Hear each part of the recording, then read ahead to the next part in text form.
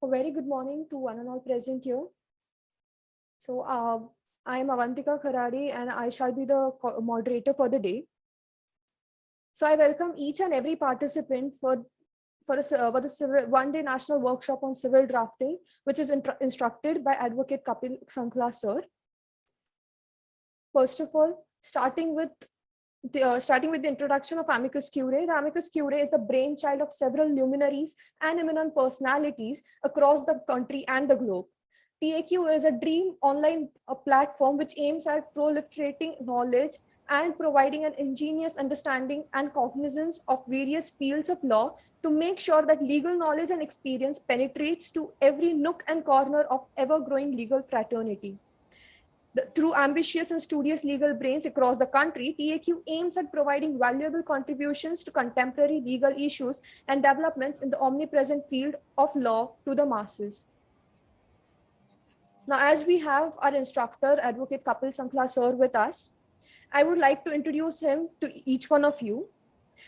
So, Kapil Sankla sir has founded Sankla and Associates nearly 20 years ago and is currently the managing partner of the firm. He has been in practice since 1999 and has been awarded the coveted Super Lawyer of the Year 2016. His experience covers a broad range of areas relating to dispute advisory, litigation and arbitration, corporate and commercial matters, white-collar crimes, employment, infrastructure, and aspects of public policy and administration, governance, and ethics. He has been listed as one of the leading lawyers in India in various publications from time to time. Mr. Kapil Sankla sir has been the impaneled counsel for various government departments and major representative clients, including DDA, DSIDC, DJB, WAF Board, Chandigarh, Life Insurance Corporation of India, and various private organizations like Sriram Life Insurance Company Limited, SpiceJet Limited, CH2M Hill, DHI, India Water and Government Limited, Alchemist Group, MDLR Group of companies, Era Infra Engineering Limited. So I welcome you, sir, to today's session, and I request you now to please start with the session. Thank you so much, sir. Thank you for your very, very kind words. I hope I'm audible to everyone. Thank you, Amicus Curiae, for this wonderful opportunity. I think this is the second time that I've come on your show, on your webinar, on your virtual talk series. I've been a lawyer for more than 2 decades now, and over 2 decades of practice, I've been truly blessed to do the kind of matters that I've done. And it's actually quite interesting how this lockdown has kind of brought the world together. There's so many senior lawyers, there's so many lawyers who are, imparting these webinars and knowledge sessions. And it's quite exciting to see how you, the youngsters, are also getting on the bandwagon, learning new things, having this opportunity. And I'm very sure that you're making the most of it. Avenues like these were not available in my time, and I so wish that I had the opportunity of probably listening to somebody with 2-3 decades of practice, because then I could have understood the more practical aspects of law, the more pragmatic aspects of law, rather than just the theory of law that you can read from your bare acts. What I propose to do, because in the previous webinars that I've done, I've noticed that there are many of you who brief me, and I love law, I love discussing it, I love understanding it and exploring it. What we would do today is to talk about drafting of plaints and written statement in a way that you will relate to me, the way I teach it to my associates in my firm. I'm sure if you're like me, you will enjoy the bit-sized pointers that I've created for you here. What we'll do is that we'll have a freewheeling discussion, which basically means that I have absolutely no problem if anybody raises one's hand and wants to discuss this topic. I don't mind getting digressed at all, but we will stick to this topic at hand. I am not going to bore you with the entire theory of law, as I've said, because it's already there. I mean, you just have to buy a book on drafting, and the formats are all there, and the Bare Act, of course, is there, that you can get from any book.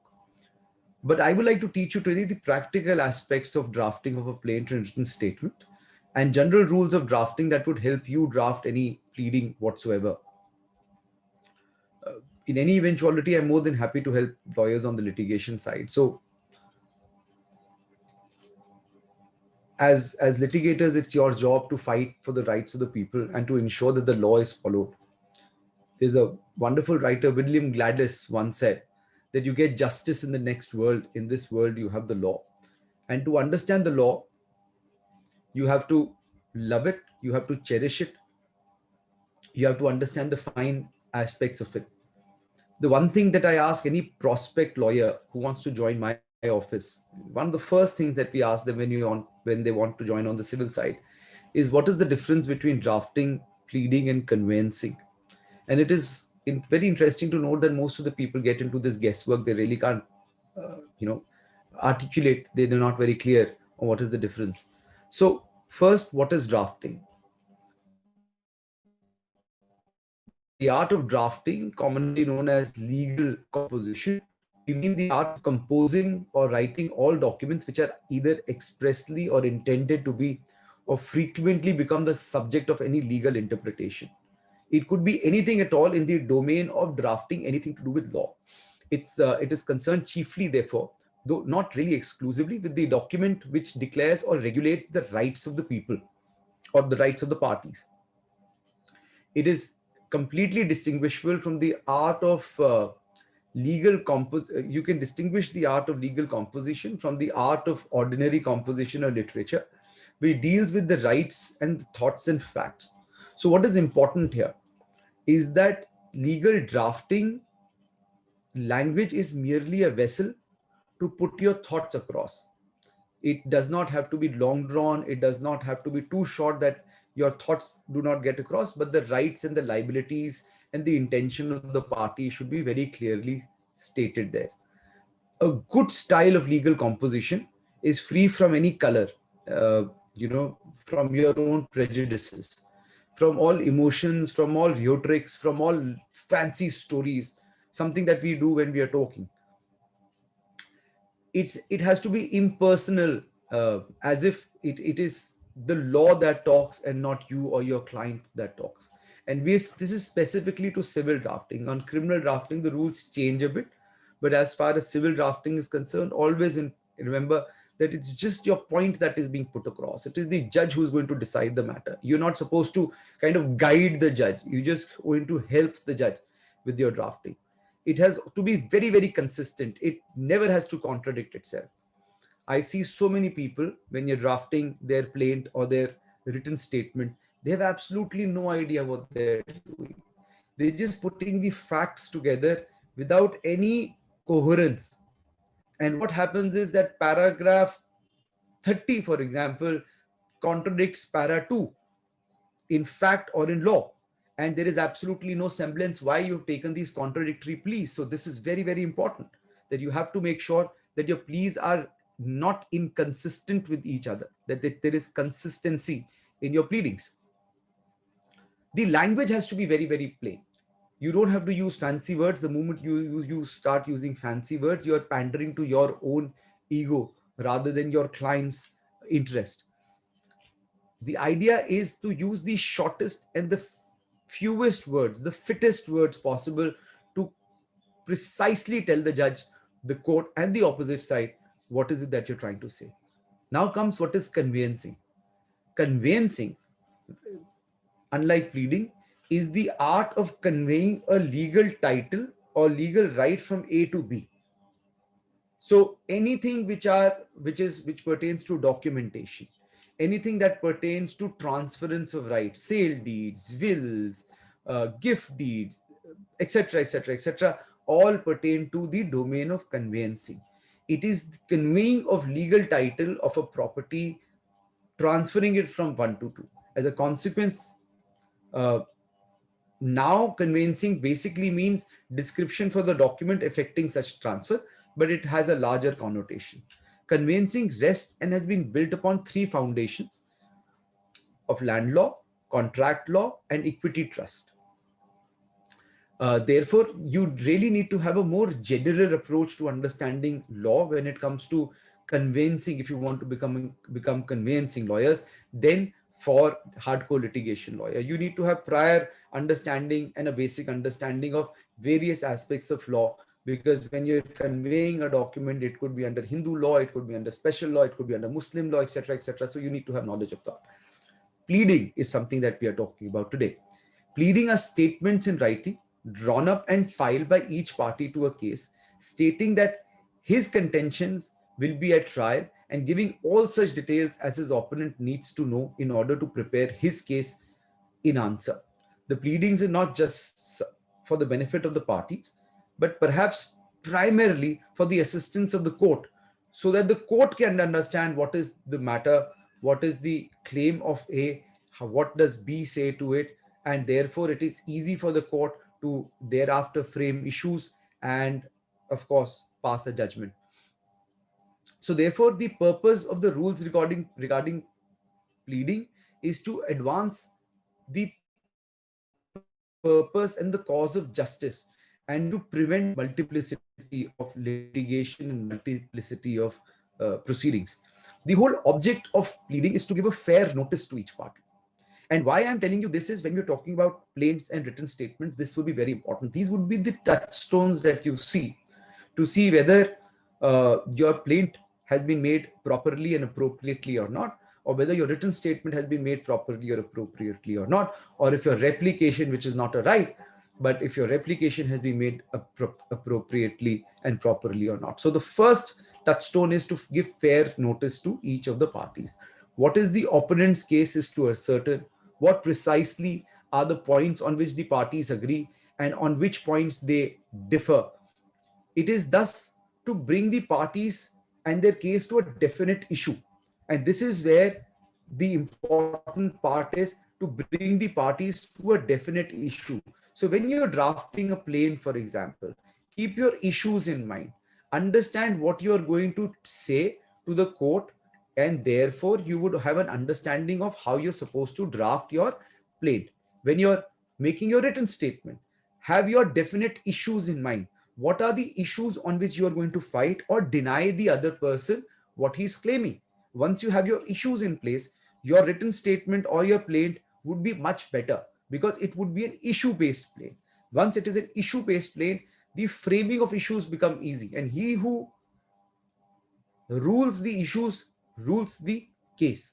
The purpose of pleading is also to eradicate irrelevancy, so that when you know what your issues are, what are the things that you're going to fight on, you will know what is not necessary to your case, what does not bring your case forward, and therefore what is irrelevant may not be pleaded. Because if you start pleading what is irrelevant, you are probably giving some fodder to the other side, and therefore the other side can use that. So in order to have a fair trial, it is imperative that the party should state the essential facts, that the other party may not be taken for a surprise, and secondly, the party may not also misuse the same.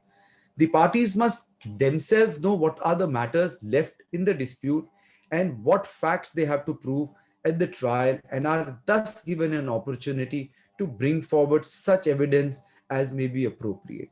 So you understand, guys, the moment you have your issues in place, you would also know what is the evidence that you have to bring in to prove that issue before the court. This would save the expenses and trouble of calling witnesses and evidence which may prove to be unnecessary. Because if the plaint has the proper issues and your written statement has a proper reply to the issues and raised your issues, you will know exactly what stands admitted by the plaint, or in the replication what has been conceded, and you will know what evidence need not be brought. Also, the issues being framed accordingly, you would know what evidence has to be brought, either to disprove the case of the other side or to prove your own case before the court. By knowing beforehand what points the opposite party will raise at the trial, it is easy for you to prepare and meet them, and so that, again, as I said, none of the parties are taken by surprise. Contentions which are not based in the pleading cannot be permitted to be raised either at trial stage or at appellate stage. And therefore, it is imperative and very, very important for you to draft your plaint, your written statement very, very carefully. You might bring in whatever evidence you want to. You might bring in whatever witness you want to. By your oratory skills, you might bring forth whatever case you want to. But at an appellate stage, what the judge is going to ask you is, please show where you have mentioned so, where you have stated so. And if your pleadings are silent, you would be in substantial disadvantage, because no court is going to consider an oral averment made. Of course, there is an exception to this rule, because an argument on law can be put before at any stage. So this rule predominantly pertains to an argument on fact, or where there is a mixed question of fact and law, but not purely to an argument on law. It can be brought forth at any stage, but good pleading is that you have mentioned that in the first instance in your pleadings itself. And of course, we know the basic pleading that we're talking about is the plaint and written statement. The rest, of course, is all peripheral. As I've already said, it is well settled that in absence of a pleading, the contention, even if brought in the evidence, will not be considered, and no party should be permitted to travel beyond its pleading, and all necessary and material facts should be pleaded to enable the court to come to a just order, just decision. The rules of pleading are manifold, but for the purpose of today, we will stick to this. It must always be remembered that the rules of pleading are intended to regulate the procedures and the business of the court. They're never there to create any new rights when none exist, nor do they take away any existing right.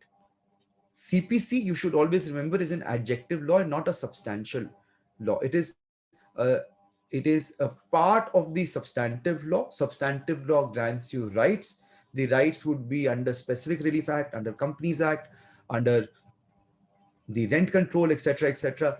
But CPC is general law. It regulates the business of the court. It regulates the procedure of the court, and it gives certain rights which are enshrined in itself as far as the procedures are concerned. I will quickly touch upon, we have some time, I will quickly also touch upon the duty of the lawyer while drafting the pleadings. The drafting of pleading is predominantly an art. It can be structured into smaller parts by making standard operating procedures, and therefore you can have a more scientific approach to it, but it is always an art. It requires a very high degree of knowledge of law, of procedure, expertise. It is always better that you learn it under some senior of some standing, because you will understand how the entire case is to be structured, how it is to be prepared, how it is to be read. The primary duty of a lawyer is to first make himself familiar with the facts of the case, and then with the law that goes with those facts of the case. It is also important for you to understand what is the statutory, what is the customary, and what are the judicial precedents, the latest precedents which go in favor of your client and which are also against the facts of your case, so that you know which minefields you have to avoid. It is much more important for those lawyers, those of you who probably have not had the opportunity of working under a great civil lawyer, because a good civil lawyer would be teaching you all of that. And therefore, please understand that when I'm giving you these pointers are given to all the associates who join my office. I always tell them, Bhaiya, you can always read drafting books to understand how a how a plaint is to be made, how a written statement is to be made. But let me tell you how to populate your case. Again, as I've said, language is just a vessel to convey your thoughts. It is, and use English only for that. Don't just right click and put any fancy word, because it is not going to help you. There is also a duty of the court when you draft something. A court is not just a mute spectator to the pleading raised by the parties. Its duty is to pursue the pleadings, at least at the time of framing of the charges. Framing of the issues, and to strike out matters which are unnecessary, which are scandalous, which are frivolous or vexatious. This is all a part of the CPC, or which may tend to prejudice, embarrass, delay fair trial of the suit, which is otherwise an abuse of the court's process. This is under Order 6, Rule 16. You guys can read that. But at the same time, the court should realize that the rules of procedure of which pleadings form a part are part of a mere machinery for rendering justice. And it should therefore have a very pragmatic approach and not a highly technical approach. We have unfortunately also been in courts where the judges have been hyper technical. They have, especially when you're very young, when you put the wrong section or the wrong nomenclature or the wrong word, the court has come down very, very heavily on you. Please understand that maybe the personal thought of the court, but the law is same for everyone. And the law is higher and mightier than any person. And therefore, the law tells you that even if you made a mistake in the subject lining, even if you mentioned the wrong section, but if the body of the petition is clear as to what is it that you want, if your prayer is clear, then the court is duty bound to give you the relief that you've sought there, unless and until there is something else. It can't just throw it at the first threshold. For those of you who are probably new to the law, and this is again, a lot of times I have to teach this to my associates, there are various stages of civil law. Broadly speaking, a civil case passes through these stages. There are 5 in number. Institution of the civil case, which comprises of filing of plaint, written statement, replication, etc., etc., etc., pre-lit work. Then comes the framing of the issues. The issues are framed on basis of what has been pleaded in the written statement, what has been denied or pleaded in the what has been pleaded in the plaint, what has been pleaded, denied, or averred in the written statement, and what has been counter-argued or counter-stated or counter-pleaded in the replication. Once the issues are framed, the parties know there is an onus either on the petitioner or on the respondent to prove that particular issue. And therefore, after framing of issues, you have the summons and the attendance of the witnesses. The witnesses are called to prove the case of either party. Both the parties bring their evidences, bring their witnesses. The witnesses go and prove the evidence that is being brought through. Then, of course, there is hearing of the suit and examining of the witnesses once those witnesses are summoned. And in the end, on basis of the evidences brought forth, good evidences brought forth, the witnesses that have been brought forth, the issues having been able to be approved by the parties, the decree or the order of the judgment is given. So therefore, for those of you who love theory, let me give you a very, very broad spectrum. Institution of suit. For institution of suit, please see section 26. Please see order 6, order 7, and order 8 of CPC, which pertains to plaint. A plaint is instituted by presentation of the plaint itself. It shall contain materials of facts only. You do not bring in the law. The law now, as far as the customary drafting skills are concerned, certain judges do not mind if you put in the law itself. We, for one, tend to mention the law and the judgment that we're relying upon, but it's not really a very, very good way of structuring your plaint, because it digresses from the story that you're bringing forth before the court. So it's something that you guys should know. Only facts must be proved.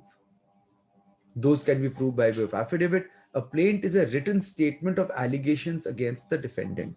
Very, very simple.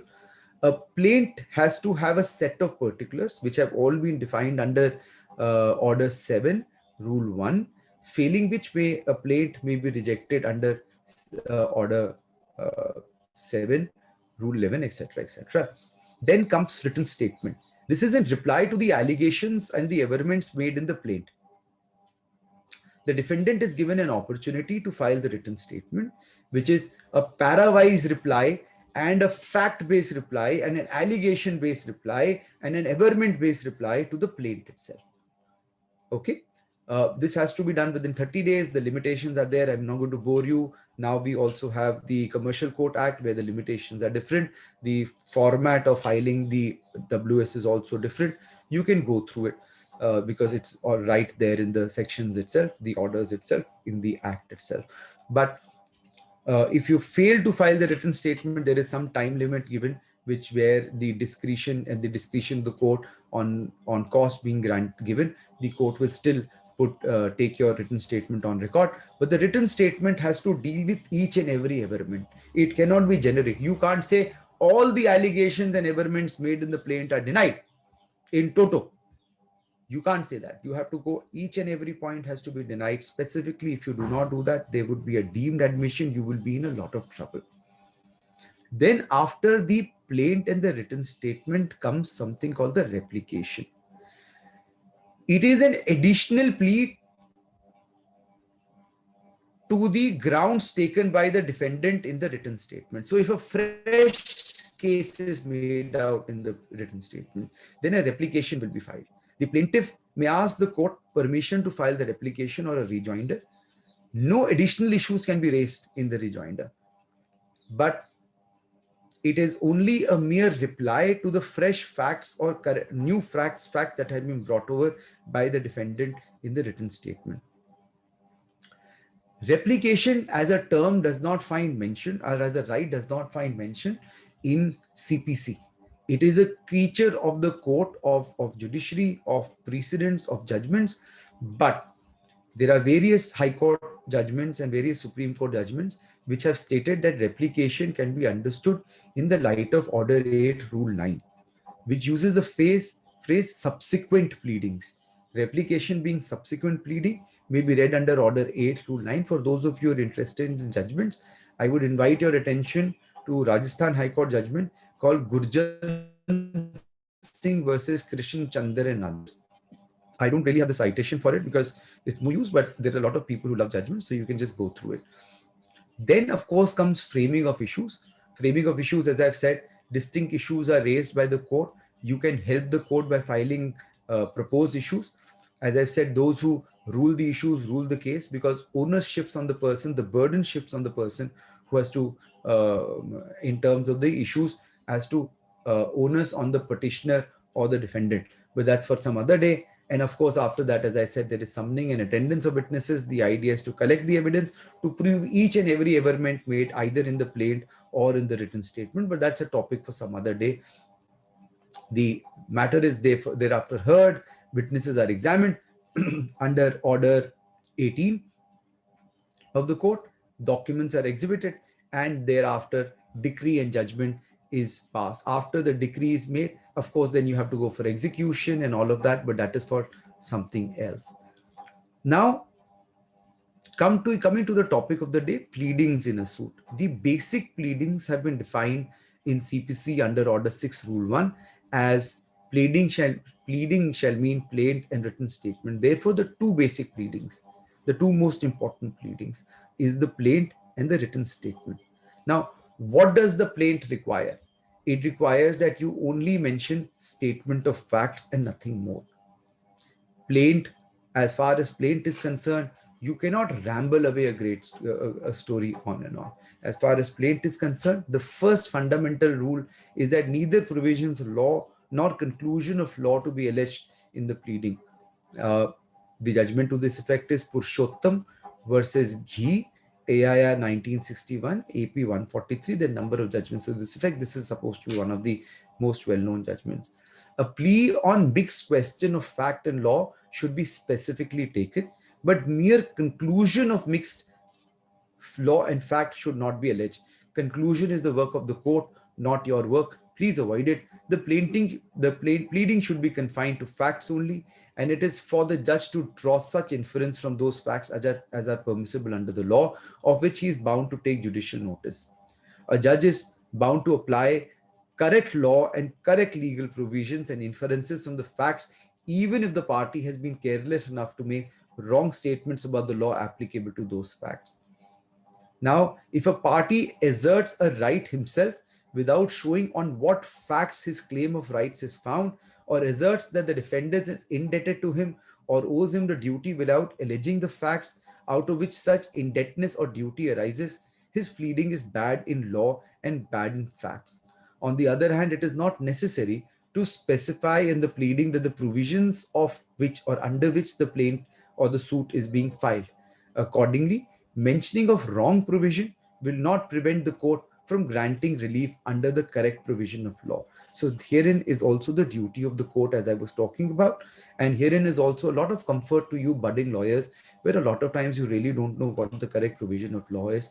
Now you know that even if you made error, if the court asks you, you can apologize, but you have to make sure that the prayer is under the correct averment, as in what you're seeking, you should know your issues, your stand should be very, very clear. So it is very, very important for you to understand that before you start drafting, there are two things I would like to tell you. This is again both for written statement as well as plaint.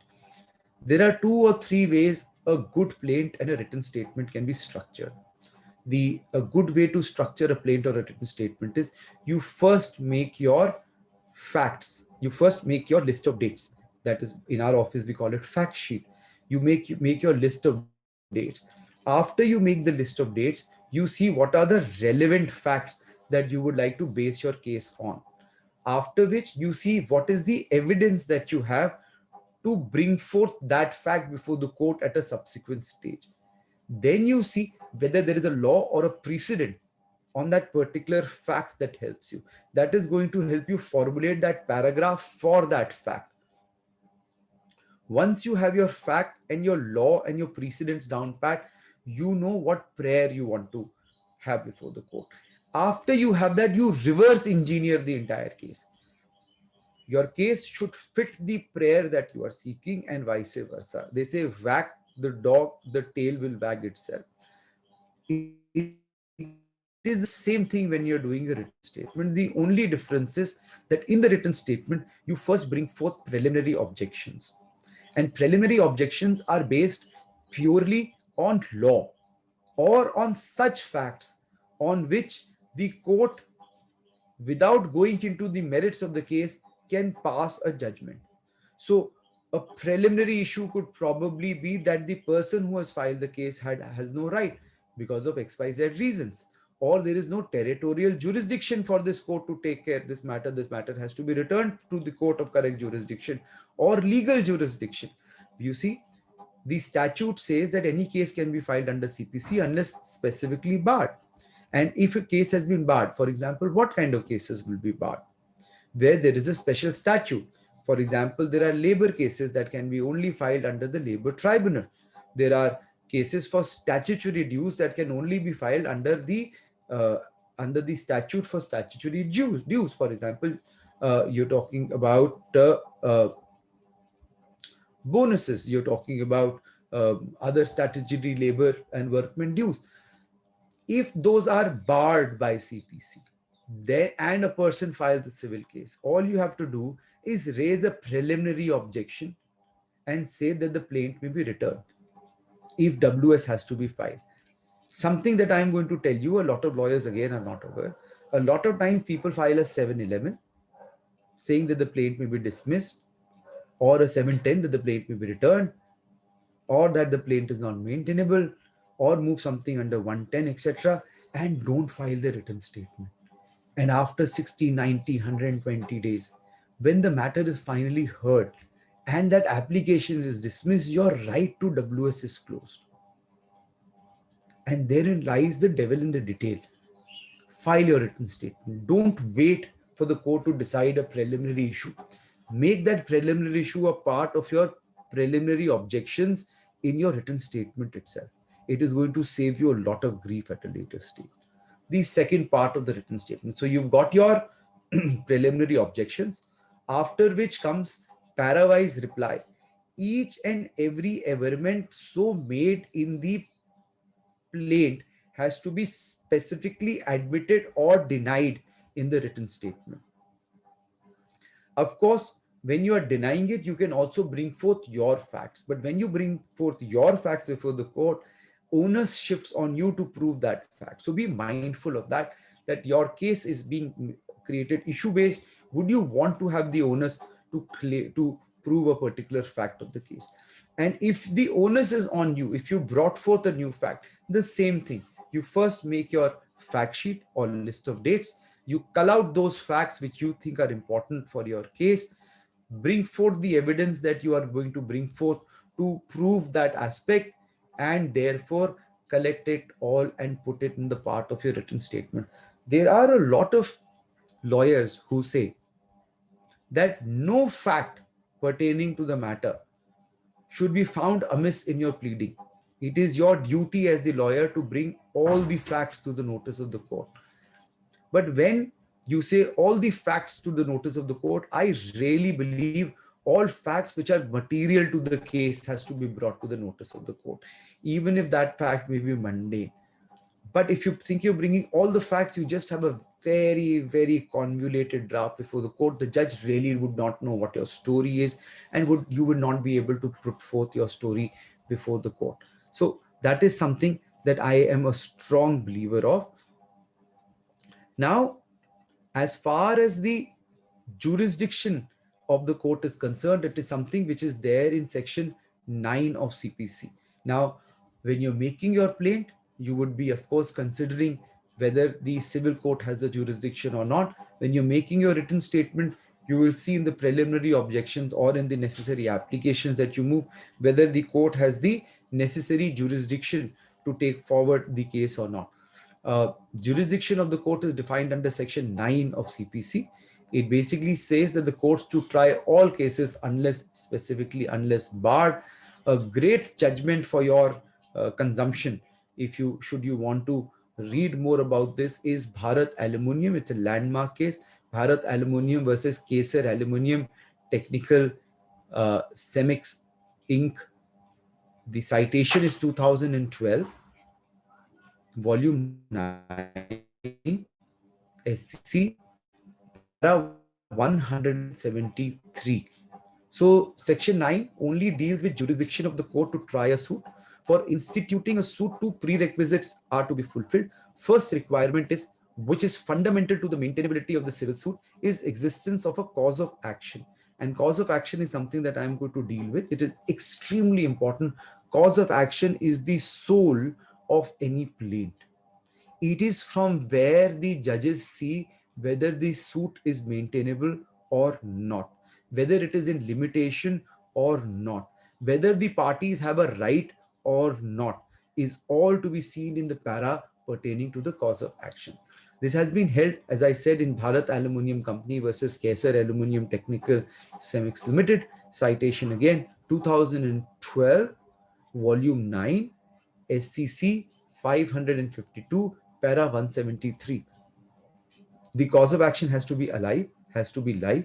It has to be neither dead nor in the womb, which means it doesn't have, it is not to be a premature cause of action. There has to be a cause of action just surviving, living at the time when you file the plaint.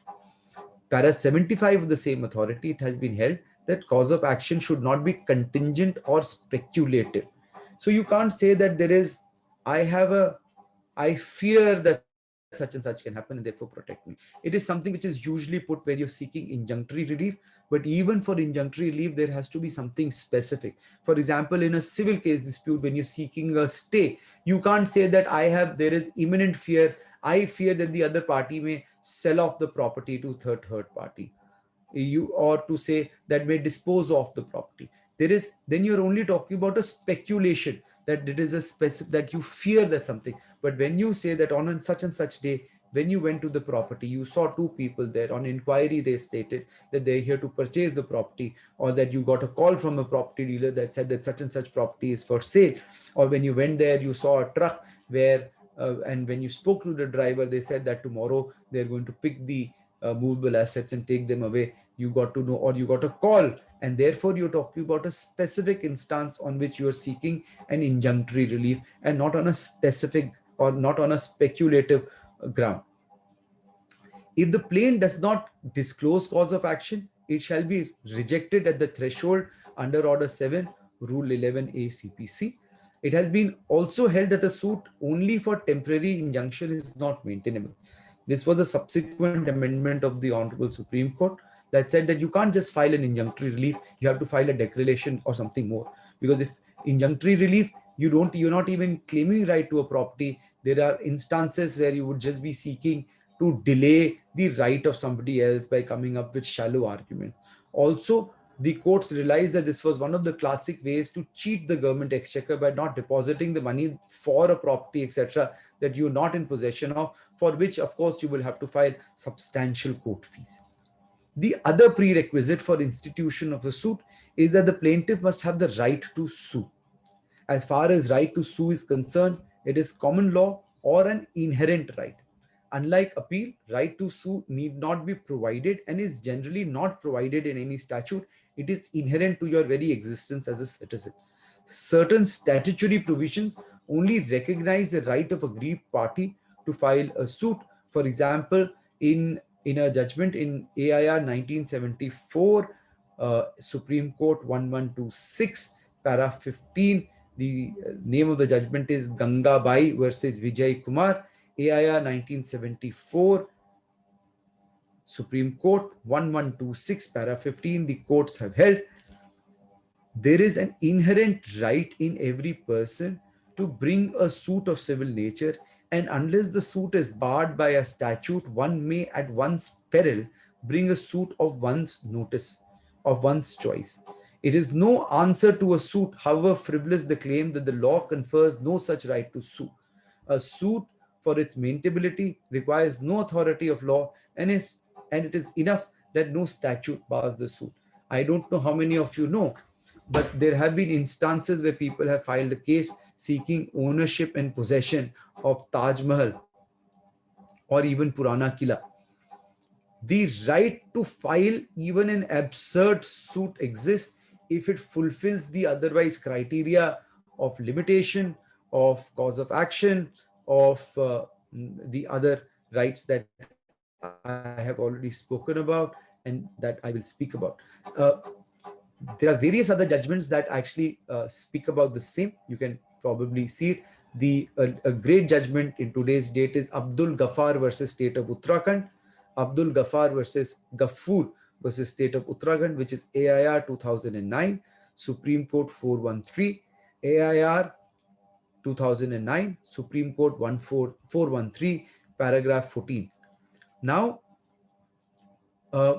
in Shiv Kumar Chadda versus Municipal Corporation of Delhi, which is 1993, Volume 3, SCC 161, Shiv Kumar Chadda versus Municipal Corporation of Delhi, 1993, Volume 3, SCC 16, it was held that under classical law, the position is that where there is a right, there is a remedy. The position regarding special acts creating rights and liabilities were also clarified in the same paragraph. Is stated that in olden days, the source of most of the rights and liabilities could be traced to common law. Then statutory enactments were few. Even such enactments only created right or liabilities, but solemn provided forums for remedies. The result was that only person having a grievance that he had been wronged or his right was being affected could approach the ordinary civil court on the principle of law that where there is a right, there is a remedy. As no internal remedy had been provided in different statutes creating rights or liabilities, the ordinary courts had to examine the grievance in the light of different statutes. With the concept of welfare state, it was realized that enactment creating liabilities in respect of payment of taxes obligations after vesting of estate and confirming rights on class of citizens should be complete courts by themselves. With this object in view, forums were created under the Act themselves where grievances could be entertained on behalf of the persons aggrieved. Provisions were also made for appeals and revisions to higher courts. Again, various other judgments that you can read on your own. But another question is, can the civil court take over legal jurisdiction to try a case? For example, understand that there is a matter that can be filed only, for example, in the labor court, and the civil court says, no, but I also have the right. I will also hear the arguments. I will also hear the matter. Regarding exercise of equitable jurisdiction of court, it has been followed in Shiv Kumar versus Santosh Kumar, AIR 2008, Supreme Court 171. And it said a court of law cannot exercise its jurisdiction, dehorse the statutory law. Its discretion must be exercised in terms of the existing statute. Now, there are certain bars in the jurisdiction. As far as the express bar under Section 9 of CPC is concerned, it does not create much difficulty. However, the problem arises in case of implied bar by suit by some other act. The question was exhaustively dealt with by a constitutional bench of 5 judges in Dalubhai versus State of Madhya Pradesh, Dalubhai versus State of Madhya Pradesh, AIR 1969, Supreme Court 78. In this regard, the Supreme Court enunciated 7 points which were summarized in para 32 of the judgment, which we will quickly go through.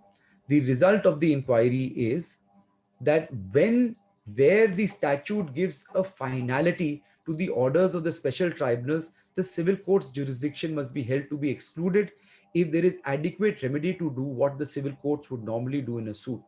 Such provisions, however, do not exclude those cases where the provisions of particular act have not been complied with or statutory tribunal has not acted in conformity with the fundamental principles of judicial principle. Judicial procedures. 2. Where there is an express bar of the jurisdiction of the court and examination of the scheme of particular act to find the adequacy or the sufficiency of the remedies provided may be relevant, but is not decisive to sustain the jurisdiction of the civil court. When there is no express exclusion of examination of remedies and the scheme of the particular act to find out, indentment becomes necessary and the result of the inquiry may be decisive. In the latter case, it is necessary to see if the statute creates a special right or a liability or provides for determination of the right or liability and further lays down that all questions about the said right and liability shall be determined by the tribunal so constituted, and whether remedies normally associated with the actions in civil court are prescribed by the statute or not. It further held the challenge to the provisions of a particular act as ultra vires cannot be brought before tribunals constituted under that act. Even the High Court cannot get into that question in a revision or reference from the decision of the tribunal. When a provision is already declared unconstitutional or the constitutionality of any provision has to be challenged, a suit is open. A writ of certiorari may include a direction for refund if the claim is clearly within the time prescribed by the Limitation Act, but it is not a compulsory remedy to replace a suit. Where a particular act contains no machinery for refund of tax collected in excess of constitutional limits or illegally collected, a suit definitely lies before the court. The question of correctness of the assessment apart from its constitutionality are for the decision of the authorities, and a civil suit does not lie if the orders of the authority are declared to be final or there is an express prohibition in that particular act. In either case, the scheme of the particular act must be examined because it is a relevant inquiry. And lastly, an exclusion of the jurisdiction of the civil court is not readily to be inferred unless conditions above set apply. This authority has been followed in so many judgments. This is one of the main parent authorities, something that you should definitely read. It is going to really, really help you. Now, Order 7, Rule 1 of CPC says that the plaint shall contain the following particulars: the name of the court, and understand the hierarchy, the name of the court, which is there in the head. Then in the matter of, which is the name, description, the place of residence of the plaint, the memo of parties, etc.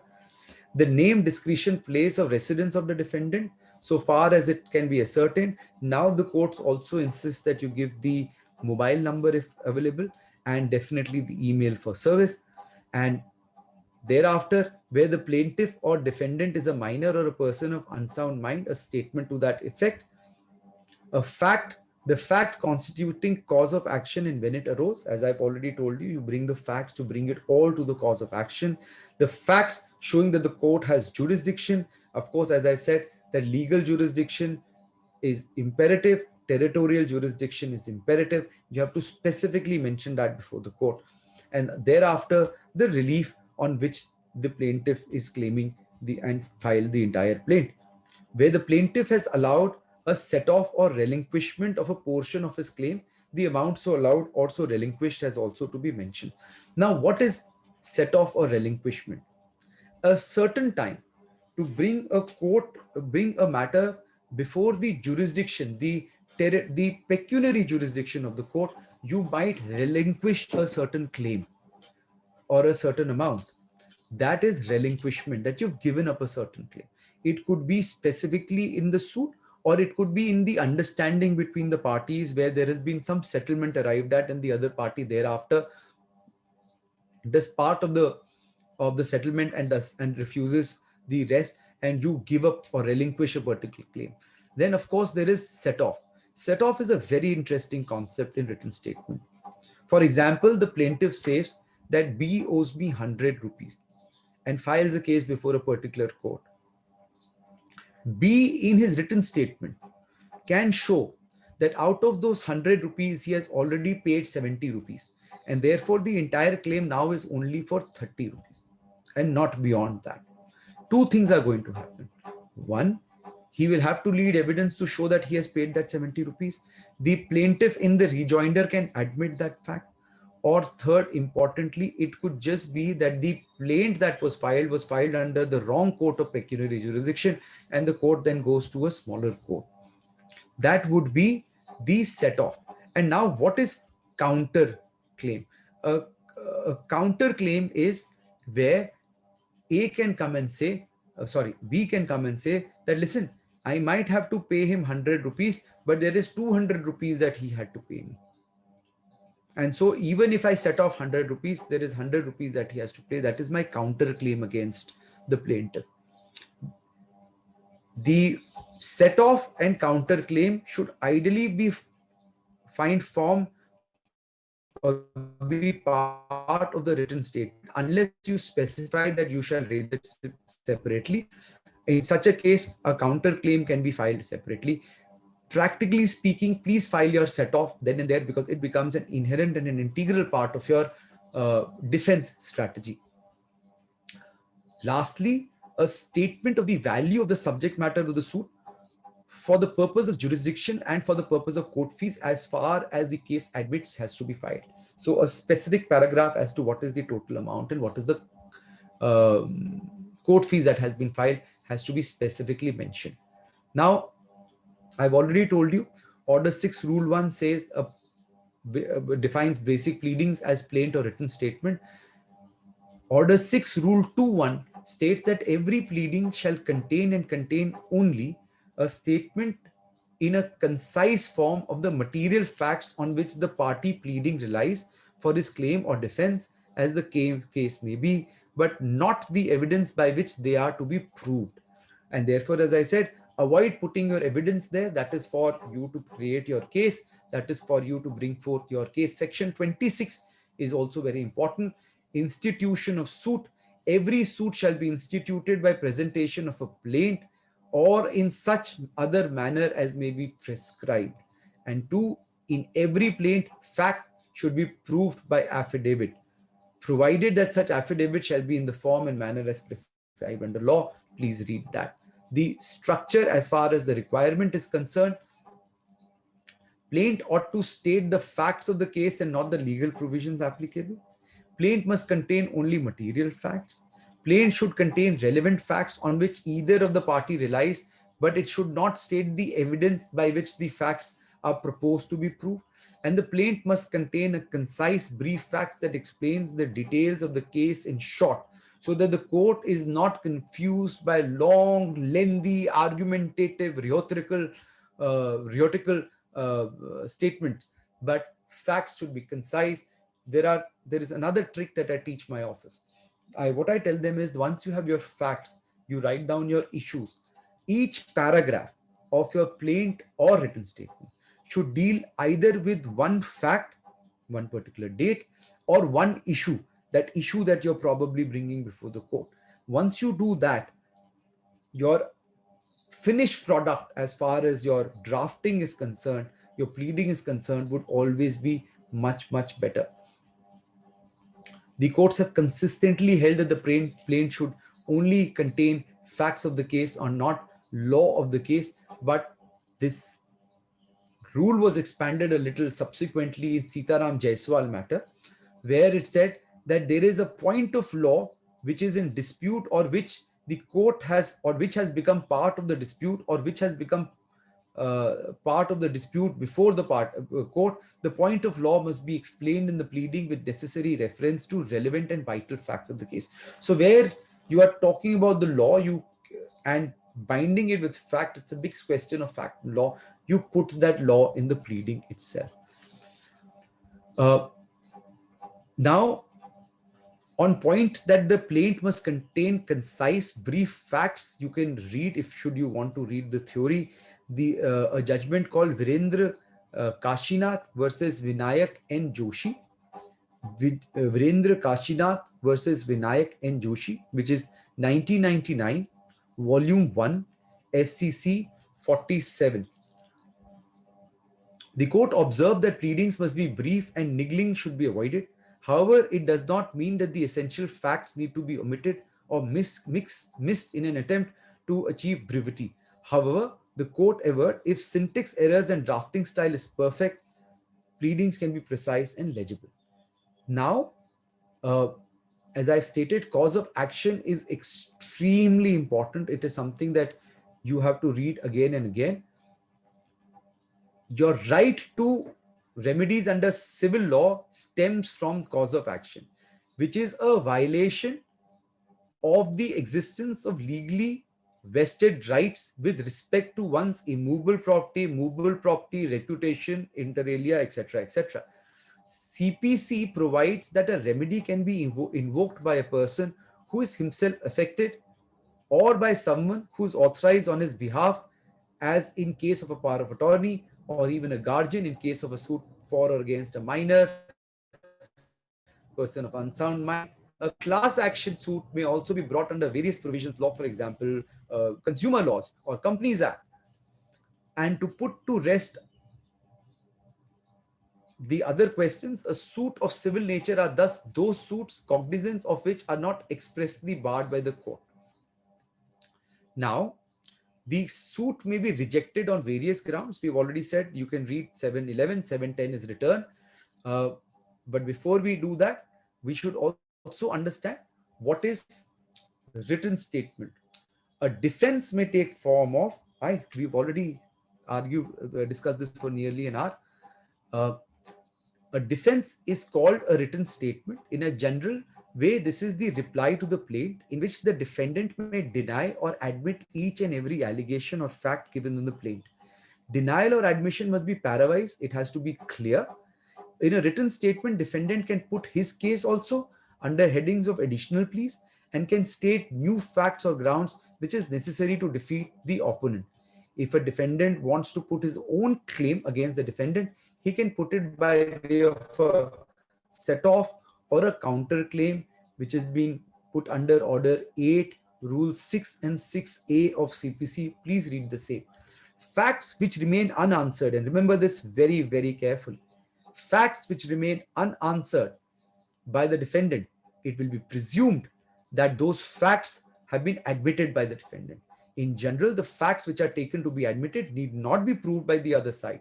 Pleading must be unambiguous, must be clear, must be correct, must be concise. Carelessly prepared pleadings can spoil your case completely. A question was asked in some other forum, what is traverse?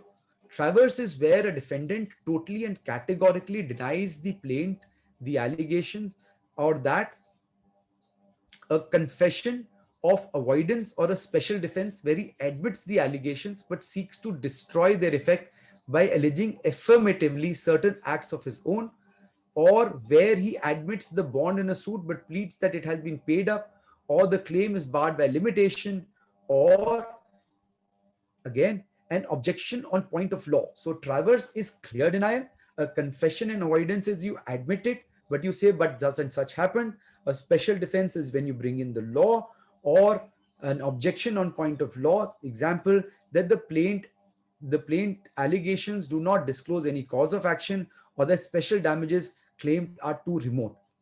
Other plea may sometimes be taken which merely delays the trial of the suit on merits, plea that the hearing should be stayed under section 10, or that the suit has not been properly framed, thereby there being certain defects in the joinder of parties or cause of action, and the case cannot be decided unless those defects are removed.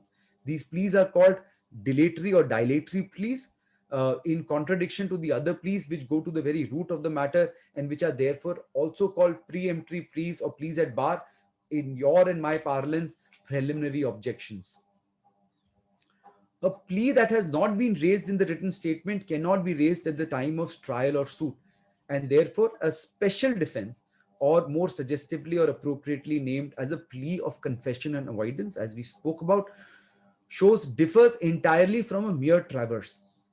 It is one thing for a defendant to deny a contract. It is quite another to admit the contract and to allege that he was induced to enter into it by fraud, or that it was subsequently cancelled, rescinded by the parties.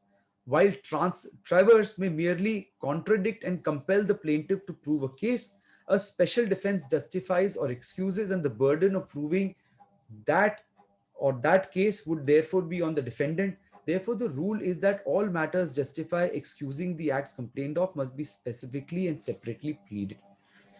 A few ways on how the WS has to be drafted is all there under Order 8, Rule 2, 3, 4, 5, 6, etc.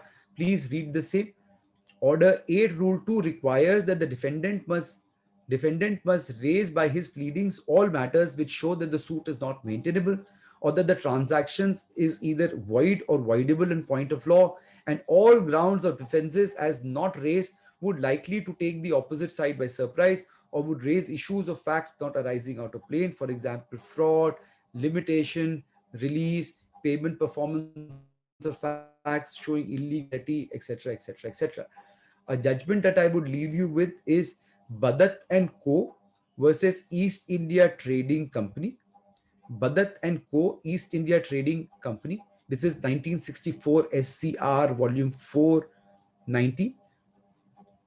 Regarding the requirements of the written statement under Order 8, Rule 3, 4, and 5, the Honorable Court stated, these three rules form an integrated code dealing with the manner in which allegations on fact in plain should be traversed and the legal consequences flowing from its non-compliance. The written statement must deal specifically with each allegations of fact in the plain, and when a defendant denies any such fact, he must not do so evasively, but answer the point of substance. If his denial of a fact is not specific but evasive, the said fact shall be taken to be admitted. In such event, the admission itself being proof, no other proof is necessary. So guys, this is all there is, a very, very short lecture on what is to be done, how plate and WS, etc. is to be made. In conclusion, I would only like to advise you guys before I open this for any question and answer, is always read your current affairs, always know the current laws, always know what the laws, how the laws are evolving. Always understand, invest your time in understanding how the legal framework is changing, not just on the legal aspect of it, but also the procedural aspect of it. Use your time wisely. Be loyal to your file, most of all, to your profession. Never be ashamed of who you are, to your client and to the judge, to the court. Always be true. Always have your moral compass tuned on. If you think something is incorrect, have the guts, have the wherewithal to tell your client, no, this is incorrect, you will not do it. Because your reputation spoiled for one client is going to spoil 100 cases of your other clients. Always remember that. On that note, I think our time is over. If there is anybody who wants to ask any question whatsoever, I would be more than happy to answer it.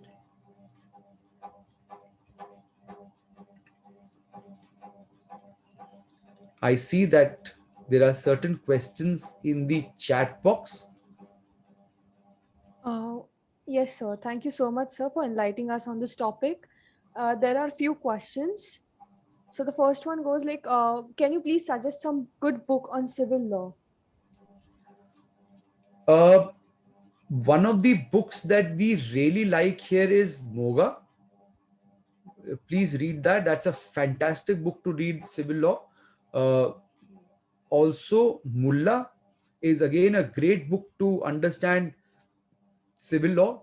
If you'd like to go beyond just CPC and also get into the drafting or conveyances, then there is a great book called Drafting Corporate and Commercial Agreements. It's by Rodney Ryder. That's also a great book to read. I think these are really, really, really good books to read. You should definitely have them in your arsenal. Thank you so much, sir. So the second question is that is there any citation relating to challenge of sale registration document after span of 12 years by explaining the reasonable cause? I'm sorry, say that again. Is there any citation, is there any case which is relating to the challenge of sale registration document after a span of 12 years by explaining the reasonable cause? Well, this is not the ambit of our discussion today, but send me a message separately. You can email me the query with a little background, and I'll be more than happy to tell you the judgment. That's not a difficulty. Okay. Thank you so much, sir. So the third question is, can we file a suit for attachment in another district which was beyond jurisdiction of that civil court? Okay, so here comes the concept of cause of action. If any cause of, so one, you have to read where the cause of action arises and where the suit can be filed. It is there in CPC, where the defendant resides, where the property is, and thereafter in different aspects where any cause of action did take place. But that would be more pertaining to contractual obligations of the parties, etc. Okay, sir. So the next question is, the replication by plaintiff is a reply to the new facts raised by the defendant in return statement. Yes, exactly. So the concept of replication is not mentioned in the written statement. It comes under subsequent pleading. See what happens is that you have raised certain averments A, B, C, D as your stand. The defendant denies those and brings forth another case. Now you should have an opportunity of meeting that new case, and only for that you can take permission of the court and file a rejoinder. Okay, thank you so much, sir. So the next question asks, what is plea confession? What is plea of confession? Yes, sir. A plea of confession is in CRPC under criminal law, my friend, not in civil law. That is again, you can just Google my name. I have already given a lecture on confession. I think it on basics of criminal law, understanding criminal law or something like that. So the concept of confession is given there. You can just see that. That's under criminal law, not under civil law. Okay, sir. So the next participant asks, what is 711 and 710? As you were referring to it during the whole lecture. So he wants to know what is 711 and 710. Okay. So when a suit is filed, the other side, the defendant, can say that the suit is not maintainable for certain reasons under law. Where he is saying that, please, under these sections, the suit is not maintainable, the suit is liable to be dismissed on this limited ground alone, you will file an application under 710. But where there would be the suit is otherwise maintainable but has been filed in the wrong court, the court not having pecuniary, legal, territorial jurisdiction, the suit has to be returned and filed in the court of correct jurisdiction, you will move an application under Order 7, Rule 10. Please read the same. They are self-explanatory, but this is the difference between 711 and 710. This is something that most of the lawyers don't understand. So this is for your knowledge. Okay, sir. So the next question is, what is difference between plead and petition? What is the difference between plead? No, what you basically mean is, what is the difference between pleading and petition? Yes, sir. Pleading is, so a petition that you file before the court is all pleading, isn't it? A petition is a request, but a writ petition is also a petition. Any other thing that you're filing before the court is also a petition. Pleadings are what comprise a petition. So pleadings form part of your petition. What has been stated in the written statement is pleadings of the defendant. What has been stated in the plaint is the pleadings of the plaintiff, for example. So pleading is what has been stated inside the petition. Semantics for you. Okay, sir. Thank you, sir. So the next question is, what is injunctory relief? Injunctory relief. What do you mean by injunction? An injunction is when you stop a person from doing something that he was doing, or ask the court to direct him to do something that he wasn't doing. An injunction is is that you're asking a court to do a timeout and to order something before the entire case is decided before the court. So please read Order 39, Rule 1 and 2. You will also understand what injunctory relief is. Okay, sir. So there's the next question. The next question says, what is an SLP? An SLP is special leave petition. An SLP is filed. So in higher courts, you have to take the leave to go to a higher court. In UK, from where the leave comes, you have to file a leave also to go to High Court, and then there has to be a special leave to go to Supreme Court. A special leave petition is something which is filed in the Honorable Supreme Court. It is not a matter of right, but if the court feels on the fact, on the law, that this is a material question that the court should deal with, it will permit you to file the case. That would be granting of a special leave to go to the court to file that petition, special leave petition. Okay, sir. So the next question is, what statements pleaded for trial in the court, except other oral statements, are allowed that are not pleaded? Those questions would be questions of law. So questions of law can be raised at any stage. A question of law in the written statement are also put in the preliminary objection, even if they are not put. They can be pleaded at any stage. A question of law could be that, for example, that the person has no authority to file this case. The case has been filed under the wrong jurisdiction. This has been filed in the wrong court territorial jurisdiction. That no cause of action emanates. It could also be a question of limitation, but limitation being a mixed question of fact and law, usually evidence has to be led to prove the same. Okay, sir. So there are two questions which are out of the discussion. So if you could answer those. The first one is, can you please suggest a good book on employment law? There are so many books on employment laws, but if you're actually thinking about drafting of employment contracts, again, I told you drafting corporate and commercial agreements is a great book to have.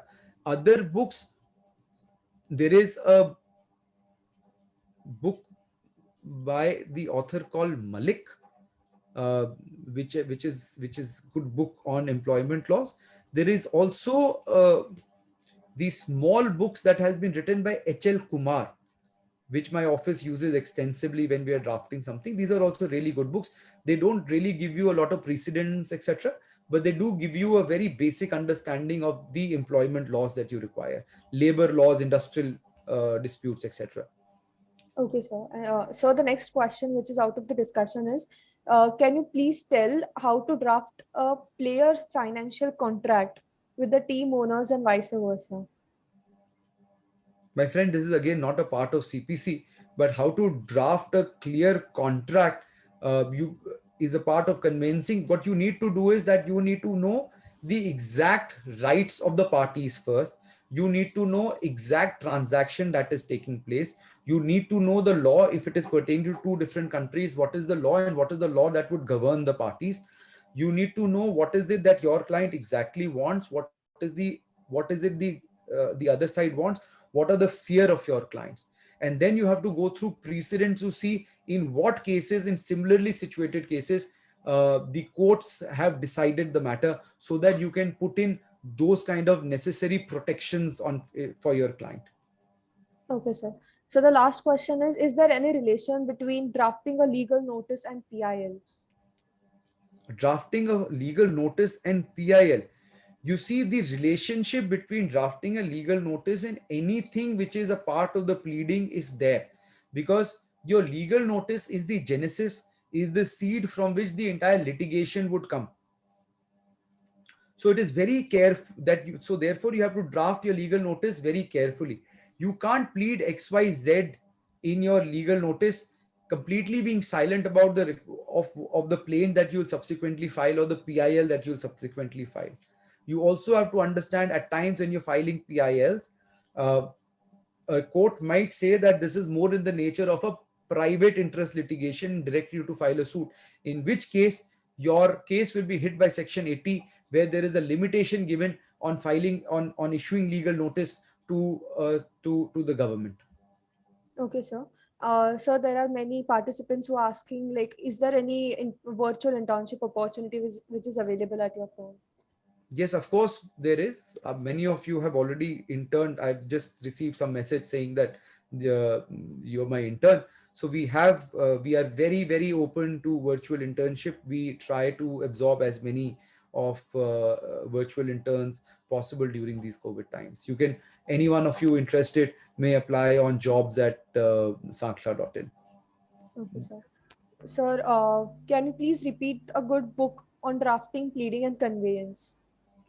I've already told you, Mulla is a great book to have in your arsenal.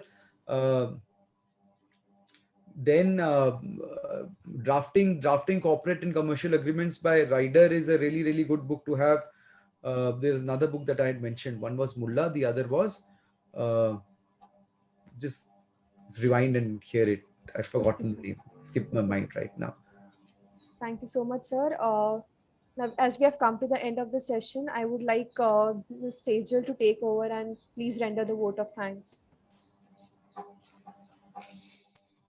So, Sejal, you're not audible.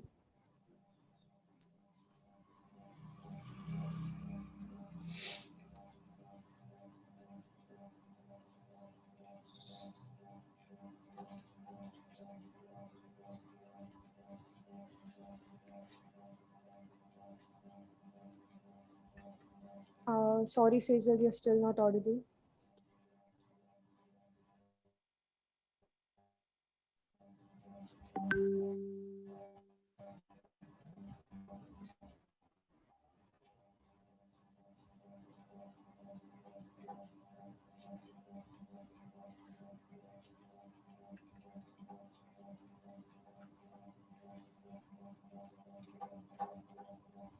Doesn't matter. Time is of paucity, so Okay. we'll leave it to that. Sejal can do that at some other stage when I'm here again.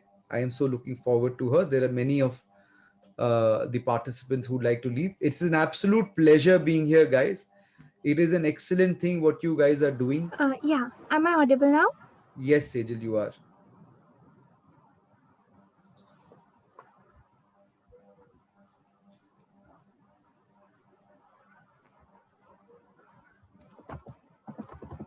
Sejal, please continue.